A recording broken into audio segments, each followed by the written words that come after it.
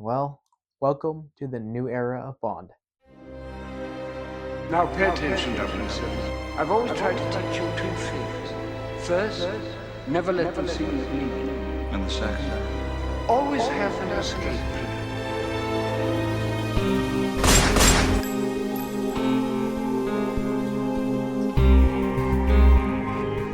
What's going on, everybody? I'm Christopher Morales, that one Bond guy, and hope you guys are doing well. And just wanted to hop on today and kind of chat about the news about James Bond and where the franchise is.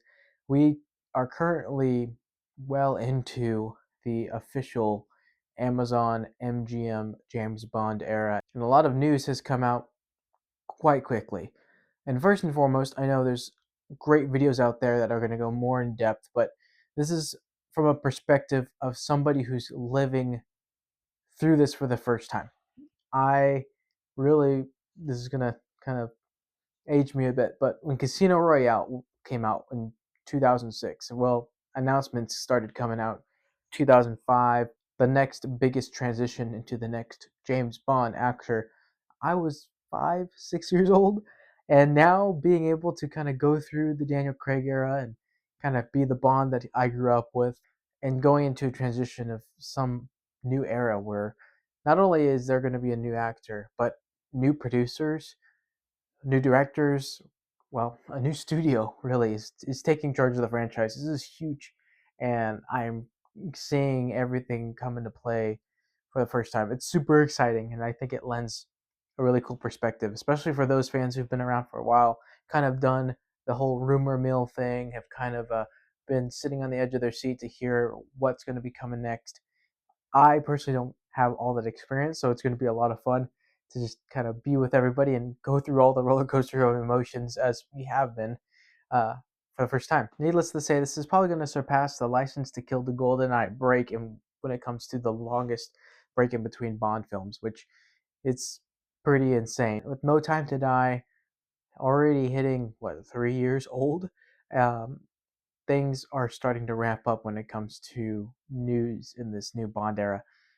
The biggest thing is we have producers now. For those who have been living under a rock, Amazon and the 007 website officially announced that Amy Pascal and David Heyman are the new producers of the films moving forward. And I don't know if it's going to be for maybe a quick 3 film deal or if it's going to be something where they're going to be doing this for the long run. They are pretty much around the same age as Barbara, so they're in their 60s, which kind of tells me that perhaps maybe they're just doing this to get their feet wet, maybe just launch the new era of Bond off on the right foot. Who knows? But it's definitely going to be interesting to see how they make the decisions and where they're going to take us. And then for those who don't know, like I said, today is March 31st, 2025. And by the time this gets uploaded, edited, and uploaded, it's probably going to be past the date that Cinecon in Las Vegas is going to be going live. And there's going to be an announcement. MGM and Amazon Studios has actually went ahead and reserved a spot and has publicly noted that they're going to make an announcement about their future projects. Whether it's going to be Bond related or not, I have no idea. I almost guarantee that we're going to get even more news by the time the year has ended. So things are ramping up. Now, when we are going to see the film, like when we're going to see the announcement of an actor, I have no idea. But this tells me that Amazon is putting the pedal to the metal when it comes to the James Bond franchise, which is exciting. As from a fan standpoint, that means we're getting a lot more done in regards to seeing some new things happen. But again, this is Amazon, so there's tons of commentaries out there, tons of analyzations about what direction the Bond franchise can go in. And I'll leave you that up to you guys to go to the professionals out there, some great friends of mine, individuals such as Analyze This Mr. Bond, The Bond Experience, Calvin Dyson, Joe Darlington from the Being James Bond podcast, all those gentlemen. And there's tons of people more. Idiot Bond Fan is a newer gentleman that has some really good commentary about all this. Go check them out.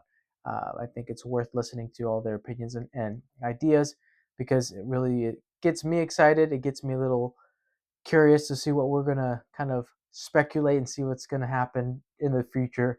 It's again a brand new era for me personally, and I'm sure a bunch of other Bond fans that we've never really we're in uncharted waters here. So we're going to be in for something that's new and refreshing, but not too new that all the original Bond tropes are going to be gone. Would I like to see a period piece? Perhaps. Maybe go back to the 50s and 60s. I think that'd be a lot of fun. Or somehow involve some of the characters that we used to know. Maybe Robinson can come back from the Brosnan era.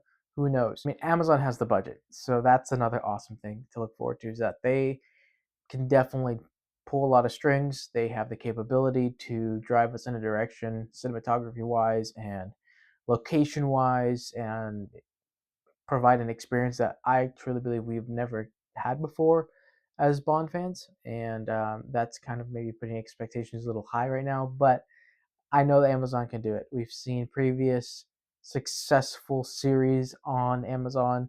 Jack Reacher is one of them, and I know a couple of other Bond fans have noted quite a few that have become very popular, and a lot of people have actually gone back to watch those to kind of see how Amazon produces miniseries. Because if Bond goes into a miniseries, you know, as that could be, and the talks of something that maybe could get us in between films, that's also an option. Back to the producers, because that's the one solid piece that we have in front of us right now.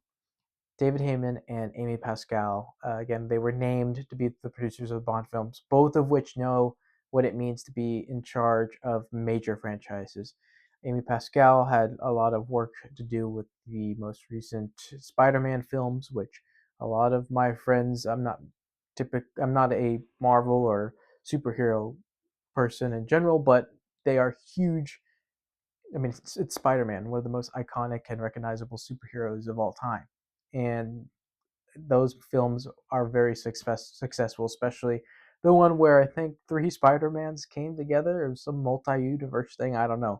Maybe we'll get a multi-universe Bond, which I doubt. Of course, David Heyman worked on Harry Potter, which again, a super iconic, um, huge pop culture icon. And actually, now that I think about it, both of those franchises have theme parks.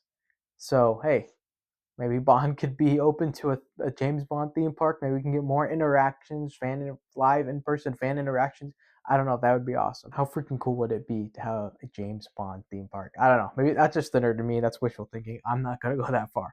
What I'm trying to say here is both producers have a great experience with a major franchise, so that kind of puts me at ease when it comes to getting hold of the reins of something as big as James Bond. Again, we're in uncharted territory here. I think everything's going to fall into place.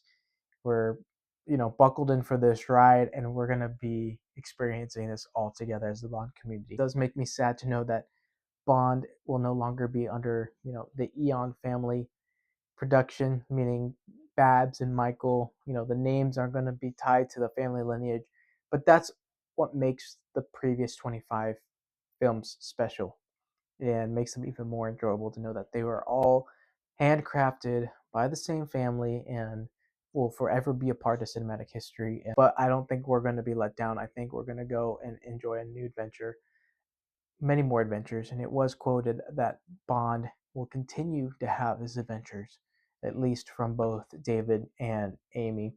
They have promised that Bond is still alive and well, and he is going to bring us on another adventure and many more adventures to come. So those are my 2 cents. Seeing something in the news, new news, official new news about James Bond is exciting, especially in this time that we don't know exactly what's going to happen.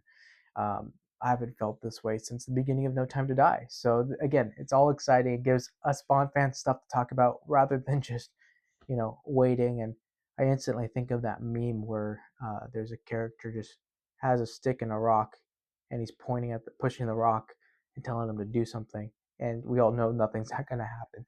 Now we're in a time where stuff is going to happen. The best part about this, in my opinion, is that I get to experience it with you guys, and I look forward to chatting with you guys online or offline at other events, whatever. But let me know in the comments below. What do you guys think? Do you guys feel confident, especially with the new producers being announced officially, and then possibly some new things down the line by the end of 2025? We're going to get a Bond actor? Are we going to get director? Let me know. I'd love to have a conversation in the comments below. But that being said, I'm Christopher Morales. I hope you guys stay safe. Well, that one Bond guy. I'll see you next time.